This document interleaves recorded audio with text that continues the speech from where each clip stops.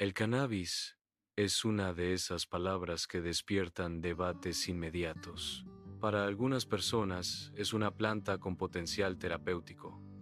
Para otras es una droga que se ha normalizado demasiado. Y para muchas es algo que aparece en una conversación casual, sin que nadie tenga claro qué es verdad y qué es mito. A nivel global, se considera la droga ilegal más consumida.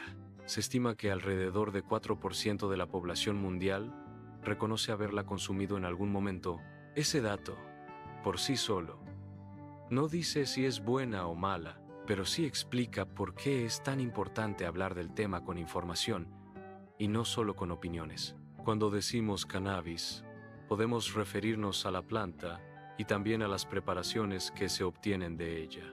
Se usa con fines recreativos, pero también se ha explorado con fines médicos. Suele mencionarse el cáñamo y tres variedades muy nombradas: Cannabis sativa, Cannabis indica y Cannabis ruderalis. En la vida real, muchas cepas actuales son mezclas, creadas para alterar potencia, sabor y efecto. Lo que marca la diferencia no es solo la planta, sino sus compuestos. El cannabis contiene cannabinoides, un conjunto de sustancias químicas que interactúan con el cuerpo. Entre todas ellas, destacan dos, por lo conocidas y por lo estudiadas. La primera es el tetrahidrocannabinol, conocido como THC. Este es el principal responsable de los efectos psicoactivos, es decir, los cambios en percepción, ánimo, pensamiento y coordinación. Cuando alguien dice que se colocó, normalmente está describiendo un efecto que depende del THC. La segunda es el cannabidiol, conocido como CBD. A diferencia del THC, no suele producir ese colocón típico. Se asocia con efectos más relacionados con calma o sedación en algunos contextos, aunque no responde igual en todas las personas. También hay que decirlo claro: el mercado está lleno de productos con calidad variable y etiquetas confusas, así que no siempre se sabe qué cantidad real se está consumiendo. Un punto clave es la potencia. En las últimas décadas, en muchos lugares, ha aumentado la concentración de THC en distintas variedades. Eso significa que una dosis que antes parecía moderada hoy puede sentirse intensa. Y cuando una sustancia es más potente, el margen de error se vuelve más pequeño, especialmente para quienes empiezan o para quienes son más sensibles. La forma de consumo también cambia todo. No es lo mismo inhalar que comer. Cuando se fuma o se vaporiza, el THC se absorbe por los pulmones y llega rápido al cerebro. Los efectos aparecen en minutos y por eso algunas personas creen que controlan mejor la dosis, aunque aún así pueden pasarse. Con los comestibles ocurre lo contrario. El efecto puede tardar bastante en aparecer. Ese retraso provoca un error muy típico. La persona piensa que no le pegó, consume más, y cuando finalmente llega el efecto, llega con fuerza. Ahí sube el riesgo de ansiedad intensa, mareos, náuseas, confusión y una experiencia desagradable que puede durar horas. En el corto plazo, los efectos más buscados suelen ser euforia, bienestar y relajación. Algunas personas se sienten más habladoras y sociables. Otras notan que la música se siente más intensa o que el tiempo parece ir más lento. También puede aumentar el apetito, algo que muchas personas reconocen como parte de la experiencia, pero no todo es agradable. El cannabis puede alterar la coordinación motora, disminuir la capacidad de concentración y afectar la memoria inmediata, esa memoria de lo que ibas a decir hace unos segundos. También puede enlentecer el tiempo de reacción. Esto es importante para tareas como conducir, porque aunque alguien se sienta bien, su atención y reflejos pueden estar reducidos. La pregunta de fondo es, ¿qué hace el cannabis en el cuerpo para provocar estos cambios? Para entenderlo, hay que hablar de receptores en el cerebro. Muchas sustancias psicoactivas producen efectos porque activan o bloquean receptores neuronales. En el caso del THC, este llega al cerebro y se une a receptores cannabinoides. Al activarlos, modifica la comunicación entre neuronas y cambia la actividad de distintas regiones cerebrales. Aquí aparece una idea sorprendente. No tenemos receptores porque el cuerpo haya evolucionado para la planta. Los tenemos porque nuestro organismo produce sustancias propias que también se unen a esos receptores. Esas sustancias se llaman endocannabinoides y forman parte de un sistema natural que ayuda a regular funciones como apetito, dolor, sueño, memoria y estado de ánimo. Entre los endocannabinoides más conocidos se nombran la anandamida y el 2-araquidonilglicerol. Son moléculas internas que participan en la regulación del organismo. Cuando entra THC desde fuera, el sistema recibe una señal externa que puede desbalancear esa regulación. Por eso el efecto del cannabis puede sentirse en tantas áreas a la vez. Ahora viene el tema que más preocupa: las consecuencias para la salud. Primero, la dependencia. El cannabis puede generar adicción en algunas personas. No le ocurre a todo el mundo, pero el riesgo existe. El consumo repetido puede reforzar circuitos de recompensa y favorecer la repetición. Con el tiempo puede aparecer tolerancia, es decir, necesitar más para sentir lo mismo.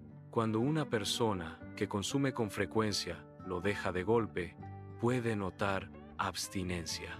No siempre es tan intensa como con otras sustancias, pero puede incluir irritabilidad, inquietud, bajo ánimo y problemas de sueño. A veces también aparecen síntomas físicos como sudoración o dolor de cabeza. Para quien lo vive, no es poca cosa, porque puede empujar a volver a consumir solo para quitarse el malestar. En salud mental, el corto plazo puede traer señales claras. En ciertas personas, especialmente con dosis altas, puede aparecer ansiedad intensa, paranoia y ataques de pánico. Algunas personas describen pensamientos acelerados o sensación de pérdida de control. En casos raros, pueden aparecer alucinaciones o ideas persecutorias, y eso puede ser muy aterrador si no se sabe qué es un posible efecto. A largo plazo, se ha observado que el consumo habitual se asocia con mayor probabilidad de trastornos como depresión y problemas psicóticos. Se habla mucho de esquizofrenia, una condición compleja que puede alterar pensamiento, percepción, emociones y conducta. Es fundamental decirlo con precisión. Asociación no es lo mismo que causalidad. Influyen genética, ambiente, estrés, historia personal y consumo de otras sustancias. Aún así, hay dos factores que se repiten en la evidencia.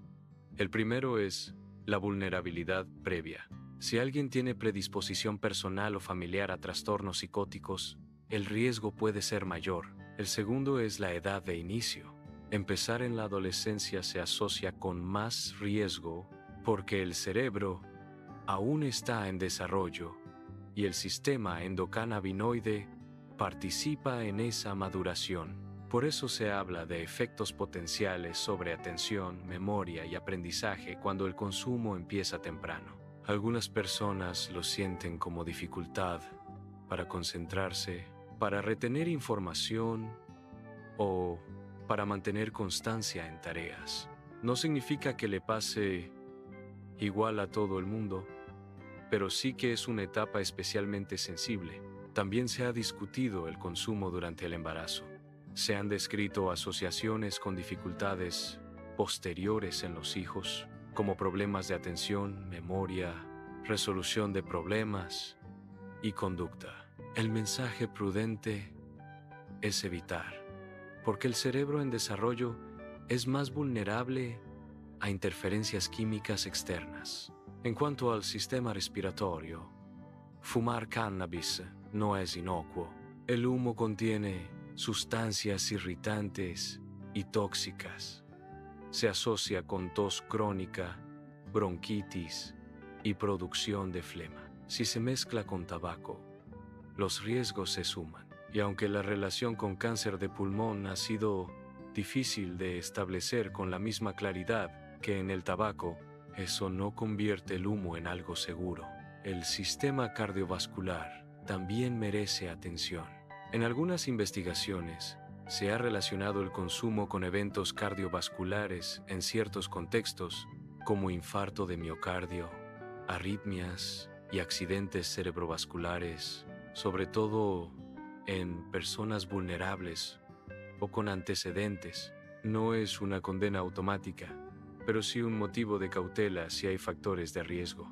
Ahora pasemos al uso medicinal, que suele generar expectativas enormes. En medicina se habla de cannabinoides, con dosis controladas, no de una idea genérica de planta. Se han usado o estudiado para náuseas y vómitos asociados a quimioterapia y para dolor neuropático, como el que puede aparecer en esclerosis múltiple. En algunos países existen fármacos que contienen cannabinoides en presentaciones reguladas. Aún así, el tema sigue siendo controvertido. En varias indicaciones, la evidencia es limitada y no siempre supera a tratamientos existentes. Además, los cannabinoides pueden causar efectos secundarios, como somnolencia, mareos y alteraciones cognitivas. Por eso, cuando se habla de uso terapéutico responsable, se habla de supervisión médica,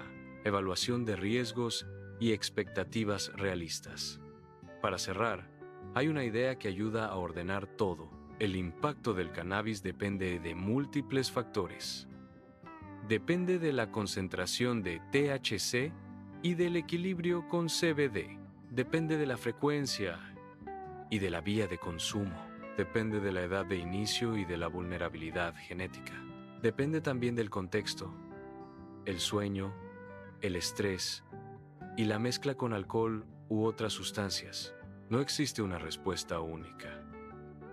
Hay personas que lo prueban y no notan grandes consecuencias. Hay personas que desarrollan dependencia. Hay quienes tienen experiencias de ansiedad. Y hay perfiles para los que el riesgo de problemas serios es mayor. Lo más sensato es informarse, reconocer los límites de la evidencia y tomar decisiones con cuidado. Si decides consumir, la reducción de daños puede marcar una diferencia. Evita mezclar con alcohol. Empieza con dosis muy bajas. Si es comestible, espera más de lo que crees necesario antes de repetir. Busca un entorno seguro y sin presión. Y, sobre todo, después de consumir, no conduzcas. Si hay dudas, elige siempre la opción más segura. La ciencia no funciona con extremos. No dice que todo es negro o todo es blanco. Nos muestra matices, probabilidades y riesgos. Y en un tema como el cannabis, entender esos matices puede ser la diferencia entre una decisión consciente y una decisión tomada a ciegas. También conviene mirar la percepción. Cuando algo se vuelve común, muchos asumen que es suave. Y si se regula en algunos lugares, algunos lo leen como sinónimo de inocuo. Pero regulación no significa que a todo el mundo le siente bien. Si notas que ya no consumes por disfrute, sino para dormir o calmar la ansiedad, esa señal importa, no para castigarte, sino para cuidarte. Hablar con un profesional puede ayudarte a recuperar control. Y si alguien tiene una mala experiencia, ayuda a bajar estímulos. Un lugar tranquilo, compañía, respirar lento y recordar que el efecto pasa.